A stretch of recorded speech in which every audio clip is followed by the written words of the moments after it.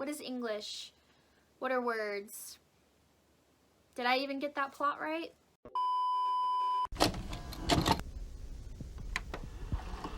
Hey guys, what's up? It's Ashley. Welcome back to my channel. Penelope Douglas released a new book this week. This bad boy here. So I thought for today's video it would be fun to go over the Fallaway series, which is the series before the new Hellbent series. It's about their parents. I know a lot of people have not read the Fallaway series, so I wanted to kind of give a guide. If you don't want to read them and you just want to jump in, you'll kind of know what's going on with these characters. Okay, so I know a lot of people have not read the Fallaway series. I didn't get to it until recently, actually. Penelope is my favorite author, and for some reason I was just sleeping on this series, and I don't know why, because I loved it. The Devil's Night series is like my favorite series of all time, and this series was like up there with it, where you get attached to the characters and everything like that. I mean, obviously this series is a lot tamer than The Devil's Night, but anyway, it's still equally as good, so let's talk about it. Okay, so the first book in the series and Penelope's first novel ever is Bully. Bully is going to actually also be the only one in the series that's a single POV. After all of that, all of Penelope's books are duo. So this one is a single, but it's okay. It's still really, really good. So this one follows Jared and Tate. They're high school seniors. They grew up best friends. They were totally inseparable. And then one summer, Jared goes away to stay with his father, who is basically a piece of trash. And he comes back and he's totally different, and he takes it out on his mother and Tate in return, and he bullies her. And part of his bullying is he's so in love with her, but he hates her because of reasons of going to stay with his dad and stuff. And he's so into her that he spreads rumors about her and makes it so that no other guy in the school will go out with her. So of course she doesn't see it as Jared likes her. She just sees it as he's a dick and he's keeping me from having a life and going out with guys. But I really, really liked this story. I thought the stuff with Jared, it really went deep when you find out what he's actually been dealing with. Because like I said, this is a single POV, which I think worked for this book because there's a lot of mystery surrounding Jared. He disappears a lot. He has stuff that he needs to go do. And you're kind of left like, okay, why is he always, like, what is he doing? Well, you come to later find out that he has a brother from his father. And his brother is abused and everything like that, and his brother's been put in foster care, and the foster parents have been abusing him too, and Jared will do anything for his brother Jax. They're like a year apart, and Jax actually becomes a central character in the other books. He's brought in. So at the end of this book, everything gets resolved, and Jared's mother takes in custody of his half-brother Jax, and that's kind of where the Fallaway series is going to really take off with the rest of these characters. Now, this one was written back like in 2013 or something, so it does kind of have a lot of Wattpad-esque things to it. And obviously, it's been almost 10 years, so at the time that this book was released, obviously a bully romance was very revolutionary in things, but now, you know, everybody does it. So you probably won't think this is the greatest book in the world, but I enjoyed it. I thoroughly enjoyed it. I had a lot of fun reading it. Bully romances are some of my favorite, and I thought it was done very well. And once again, like I said, you really get attached to these characters the more you get into these books. This is a group of best friends. Once again, like the Devil's Night series, they will do everything for each other, and I think that's part of what the big draw is. But I loved Bully. I think I rated this one a 4 out of 5. It was really, really good. Like I said, though, the stuff with Jared and his brother, it just took it up to a whole deeper level, and I think that's why I enjoyed it so much. Okay, and then the next one is optional. It's technically a retelling of Bully. It's called Until You, and it's entirely in Jared's perspective. But in the dedication, Penelope very specifically said that this is not a retelling. This was 100% Jared's story. And so I downloaded it on my Kindle and I read it immediately after Bully. And I'm really glad that I did, because I think it gave the best overall experience and everything like that. And it was not a retelling of Bully. Penelope was right in that, because like I said, in Bully, Jared disappears a lot, and there's a whole mystery of like what's going on up in his head and everything, and you get that in Until You. In fact, there's hardly any chapters with Tate in Until You.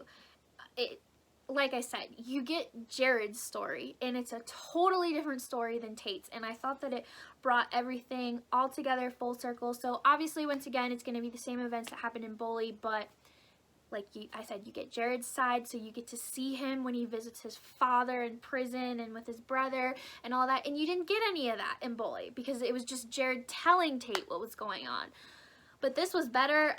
Also, I loved the beginning of this book, because the beginning of it was very different than Bully. The beginning of Bully started off, I think, the summer before junior year, when Tate is going to leave to study abroad. And at the beginning of Until You, it actually picks up when Tate moves in next door when they are 10 years old, and Jared meets her and is just so in love with her, like she's an angel as soon as they meet. And I loved that.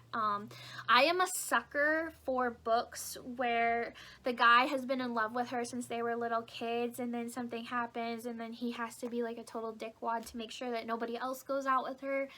It's toxic, but you know what? I'm here for it. Okay, so then book 2 is going to be Rival, and this one is going to follow Jared's best friend Maddock, however you say that, and Fallon. Now, this one is a little bit taboo in the sense where it is a step-sibling romance. Now, Fallon was not in the first book. I do want to specify that. So Maddock and Jared are best friends, and Maddock he helped Jared a lot in Bully, keeping guys away from Tate and everything like that. But Fallon was not in the picture in that book. So in Rival, you find out that she was actually sent away to a boarding school by her parents to get away from Maddock, because her mother found out that they were sleeping together. Now, obviously, since this is like a spoiler video, this is for people that, you know, didn't want to read it just in time. I will say, you do find out in Rival that Fallon was pregnant, and her mother made her get an abortion, and no one else knew. Maddock's father didn't know, Maddock didn't know, only Fallon and her mother knew. Her mother made her get an abortion, and then she shipped her off to boarding school, and then that was it. So when Rival picks up, it is, I think, the first year of college or something like that, and Fallon is back in town, and her and Maddock they had a lot of tension and everything with each other. I really enjoyed it. Fallon was described as like this kind of tomboy skater chick, don't take shit from other people. I loved it. And Tate was also kind of that way. Tate like raced cars with Jared and stuff, and she was also a take no shit kind of girl. And that's kind of the theme in Penelope's books, is a lot of our female characters are tough, don't take crap from these guys, and I love it. But Rival, I really liked it. It wasn't my favorite out of them, but it was still a good time. And I think when you find out that twist of hiding a pregnancy and how much that affected her and being forced to have an abortion and everything, I think it brought the story to a whole nother level. And I think I rated that one a 3.5 out of 5 stars. Okay, and then the third book in the series was actually my favorite of them. It's called Falling Away. And what I liked about this one, since they're a companion novel series, is this is one of those ones where the couple has been teased in the other books, where it gets you so excited, like you're waiting for their book. So this one is going to be about Jax, Jared's younger brother, and Juliet. Juliet is Tate's best friend, and in books 1 and 2 she actually goes by the name Casey. And in this book you find out that she basically has had a loss of identity her entire life. Before she was even born, her older sister died in some kind of accident, and it caused her father to developed some mental issues. And so when Juliet got to be about 4 or 5 years old, her father started calling her Catherine, which was her sister's name, Catherine Chase. And so her mother didn't want to deal with her father and correct him. And so she just started calling Juliet Casey as well. And then in turn, teachers started calling her Casey, and then neighbors and friends and everyone else. And it caused Juliet to basically lose her identity, because her mother for the rest of her life was treating her as her sister, not her own person. And also in the other books, it's very teased also that Juliet does not have the best mother. Her mother is very strict, kind of keeps her under lock and key and everything like that. And in this book, obviously because you have Juliet's POV, you really see how controlling her mother is and how bad it is. And so with Jax, in Bully, obviously Jax comes to live with Jared and Jared's mother. She takes him in, and he meets Juliet. And Juliet has a dick of a boyfriend throughout the first few books. And Jax really likes her, and he makes it known. And obviously she's a year older than him, so she doesn't really give him the time of the day. So when falling away, I can't talk today, you guys. By the time book 3 is ready, you jump 2 years, and it's Juliet's sophomore year of college. So obviously Jax is out of high school now. Well, what has happened was Juliet went away to Phoenix for college, and she got into some legal trouble, and she had to do some community service. So she came home to Shelburne Falls in Illinois to do her community service. Well, you later find out Jax was the one who organized her to come up there. I probably should have mentioned that Jax is a big computer hacker. He can do all of that, and so he organized it so she would come up and do her community service at the high school tutoring, and he was coaching the lacrosse team at the high school, so they were able to run into each other. There was also forced proximity because Juliet was staying at Tate's house that summer, which is next door to Jared and Jax. And I just really liked it because obviously Jax has a very broken childhood. His and Jared's father was horrible to him, and he was sexually abused as a child.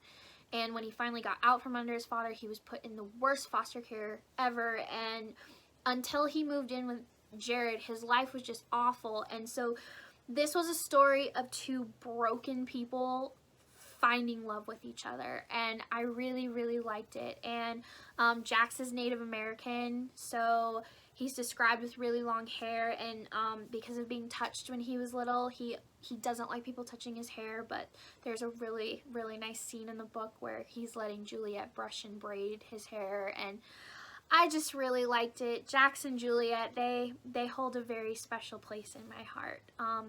So the Follow-Away series, it does cover 3 main couples. So you have Jared and Tate, Maddox and Fallon, and then Jax and Juliet. Okay, so then we move to book 4, which is Aflame. And once again, we are going to circle back around, and our story is going to be about Tate and Jared. So I actually really appreciate that Penelope did this because it gave a little bit more sense of realism with high school relationships and how it doesn't stay picture perfect when you leave high school. And so at the very beginning of the book, Jared breaks up with Tate. And he says, I'm coming back for you. I'm not happy in college. I'm not happy with ROTC. I want to do something for me. And so he leaves and he starts his own racing company out in California, and he comes back for Tate, but she has moved on. And he sees her that she's moved on, and this has only been 6 months, and then he leaves again without telling her.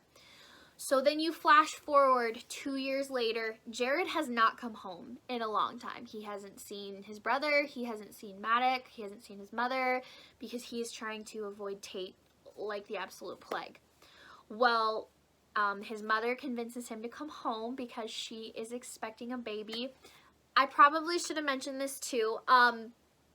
Jared's mother and Maddox's father, they get married, I think, in book 2 at the very end. You find out that they had a whole past where they were lovers, and it just never worked out where they could be together. And then at the end of book 2, they were finally able to be together. So in turn, it makes it so Matic, Jared, and Jax are all technically brothers. I'm sorry if this is confusing.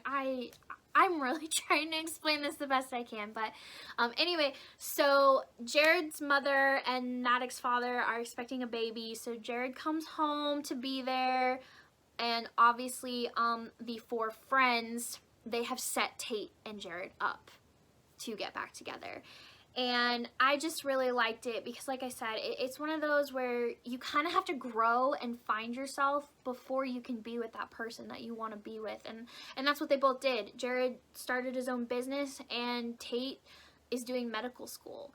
And also, when Jared gets home, you find out that in the time where he left Tate, she was so hurt, she tried to chop down the tree between their 2 houses. And that tree was a big staple of their relationship. It's where they used to sit and hang out, and it crushed him. And then he finds out that Tate's father has also put her house on the market because he's ready to move on. So Jared buys the house, everything like that. Obviously they get back together at the end. He proposes. At the end of the book, there's quite a bit of an epilogue. So in Aflame, at the very end, Jared's mother has had Quinn Carruthers, which is Matic, Jared, and Jax's baby sister. And the reason I am mentioning all of this is because she's going to be a central character in the new series. And so her name is Quinn Carruthers, like I said. They have her, and while they're at the hospital having her, Juliet gets sick, and she and Jax find out that she is pregnant, and the child that she is later going to have is actually the main hero in this book, Hawk. So I'm really excited for that.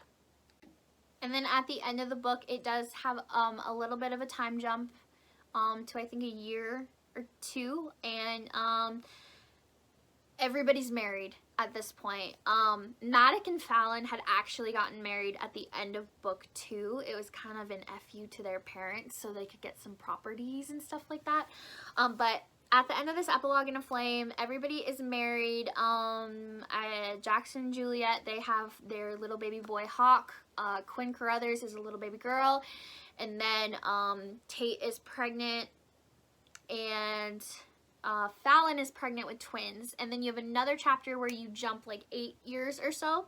And at that point, Jared and Tate, they have their daughter Dylan. And Matic and Fallon have twins, Hunter and Kane. And Jax and Juliet, they only have Hawk. And then there's Quinn Carruthers running around. So these are the children that are going to be your main characters in Falls Boys, in the Hellbent series.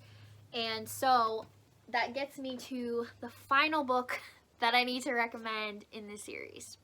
Okay, so this one is technically a novella. It is called Next to Never. And I am glad that I read it because, so this one is about Quinn.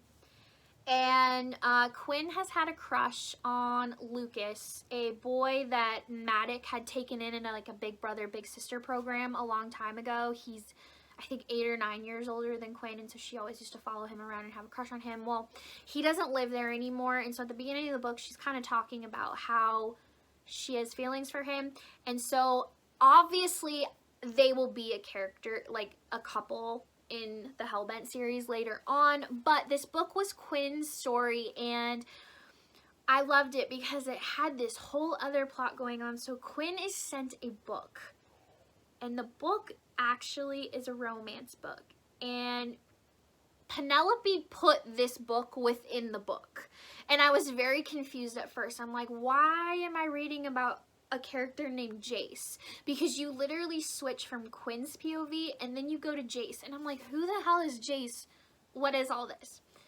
And it was very detailed, like you were actually reading a book, because it was a book within a book. And upon further information, you find out that this romance book is in fact the story of Quinn's parents, Jared's mother and Matic's father, and how they fell in love, and how they were never able to be together for almost 20 years. And oh my gosh, I want it to be a full freaking novel. Like, I only had tidbits of it in this novella, and I'm like, Penelope, give me the full book of Jace and Catherine, please, because it was beautiful, and it was touching, and it really brought this whole story full circle, and it showed how if Jace didn't do certain things that he did for Catherine back then none of these people ever would have met.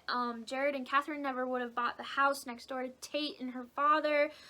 They probably never would have met Maddox and all of these other people. Jax probably never would have been saved. It just, I really, really liked it. And so, obviously, because it's in Quinn's POV, it's part of the Follow Away series, but it does jump. So, Quinn's 17, and all the other kids are in the book. Hawk is in the book. Dylan, she's really good friends with Dylan. And then the twins, Hunter and Cade. And then Jared and Tate have another little boy. And then Maddox and Fallon have another little girl. And you get your teasers in that book of what to expect in here. And there was even something at the end where I'm so excited. Apparently, it's looking like Maddox and Fallon's twin boys fight over Dylan.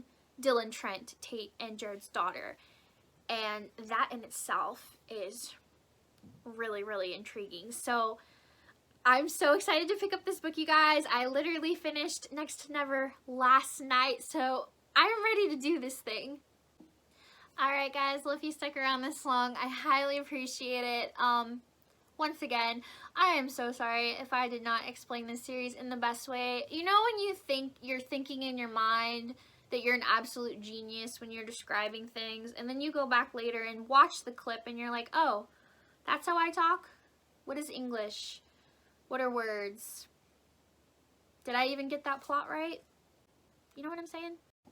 Alright, I will see you guys very, very soon, probably with my review of Falls Boys, because I'm so excited. Alright, I'll see you guys next time. Bye!